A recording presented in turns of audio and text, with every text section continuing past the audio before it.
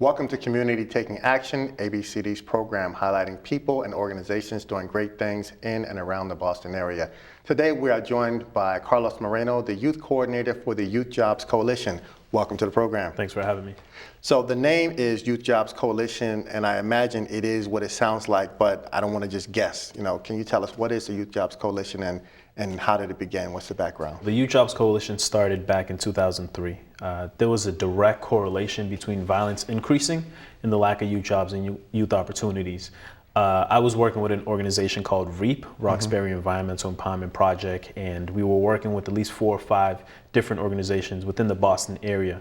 And working on youth jobs was a no-brainer because young people depend on having a youth job and youth programs. At that point, again, in 2003, it was really on the city level, so it was Boston focused. And then a couple of years later, it's grown to be statewide. What do you do as a coalition? What is the purpose? There are 2 parts of the Youth Jobs Coalition. There's the advocacy part, where we focus on advocating for youth jobs and we talk about the importance of youth jobs. And then the second part, which we really focus on the state budget, is a bit more instrumental. And so we follow the state budget, and then there are key dates that we focus on to get House representatives as well as senators on our side to increase the funding for youth employment. And so you're talking about the state budget. Why the state budget? The reason we focus on the state budget is because there are 3 pools of money that you can get for youth funding. So there's the city level, and that's really working with the mayor's office. There is the state level, which is what we focus on, and I'll talk a little bit about the timeline, and then there's the private sector, which we also focus on. And so when you are addressing issues at the state level, one of the things that I think would be helpful is to understand the campaign that you have to prepare for and the unique approach that you take when you go after it. The state timeline is in January, the governor creates his budget and releases his budget, I think like the second week in January. And then that budget goes to the House of Representatives. So that takes place around the second, maybe third week in April. From that budget, after the House Representatives are done looking at it, it goes to the senators. The state senators release their budget around May 13th. And the House proposed to pass $9,500,000 for youth employment. That's a $500,000 cut from last year's previous budget. And so it's extremely important that we push the senators to go higher than the House budget. Because if they agree with the House budget, or they go lower, by the time it goes to conference committee, they won't even have a conversation at that point. So the idea is to push the senators as much as possible at this point. One of the unique things about the Youth Jobs Coalition is it's a lot of youth-led activities. Talk about, obviously your background plays into that, but talk about the work that the youth do in the coalition. Our young people, like you said, the Youth Jobs Coalition is youth-led and youth-ran. And so that's everything from creating the logistics for all of our actions that happen, choosing the location, making sure that we have a good venue, making sure that they create the agenda for the day. Are they talking to the elected officials? They're talking to the elected officials, being able to present themselves in a certain way.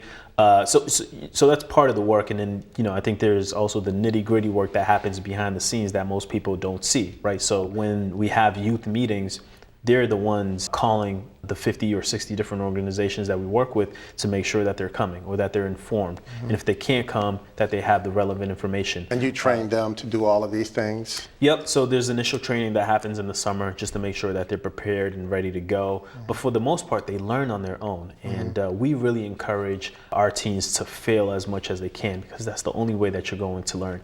And so when we go to trainings, I usually just kind of sit in the background, let them facilitate, and afterwards we debrief. I'll ask them what worked, what didn't work, how can you change, how can you alter, and that's really where they tell you, here's how we can adjust. And if they can realize it themselves, besides having someone tell them how to change it, then it really works. Any success story that you have? I think there are multiple success stories. The one success story that stands out for me is how the young people grow.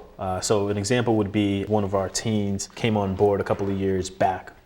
Very shy, didn't say much, and has flourished into one of the best organizers I've ever met. And I've been doing this work for a little over 9 years. Wow. So she's just amazing. And I think that in itself is a success story. In the very beginning, you talked about the coalition's humble beginnings in 2003. What has changed, and what change do you think needs to happen as here we are in 2015 doing the same thing? I think on a personal level, more folks need to get involved. And if we're really looking at the future, most politicians and most people say that the young people are the future. Right. Well, if we are the future, equip us with the resources and tools that we need to change the future. Right. Cutting funding for youth employment isn't going to set us up for a good future. So just on the basis, I'd say resources and options are what young people need to change the future. Let's say I have 30 minutes or 45 minutes this budgetary cycle to help. When would be the best time for someone to add that, to pour that into the campaign? I would say there are two parts, at least for this month. The first thing between now and May 19th is to call your state senator and say, this is the crisis that's going on. I really need for you to step up and co-sponsor the bill to support $12 million for youth employment. The second thing is if you work with a core group of teens, or you know a core group of teens who want to be involved, I would say connect them to the Youth Jobs Coalition, connect them to me, connect them to some of the teens that I work with. What do you see in the future, with all of these things, 3 years from now, if the youth were doing one of their workshops and they say 3 years, what do they envision for the future? In 3 years, I see a couple of things happening. One, I see the coalition growing. So we're at about 60 different organizations that we work with. In 3 years, I see those numbers doubling because the line items in which we fight for affects every youth employment agency out there. Whether or not they advocate for it, that in itself is a different story. I also see young people taking over the Youth Jobs Coalition. So my position completely being isolated and being facilitated by a young person. And I think they're going to work you out of a job. Oh, absolutely. Nice. Absolutely. And it needs to happen that way, because if this is going to be effective, it needs to be run by the young people and for the young people. And so I think a young person needs to be in those decision-making powers, which they are now, right, and for them to call the shots. So those are the two things that I see happening within the next couple of years. And if someone wants to volunteer to help out, phone number, website?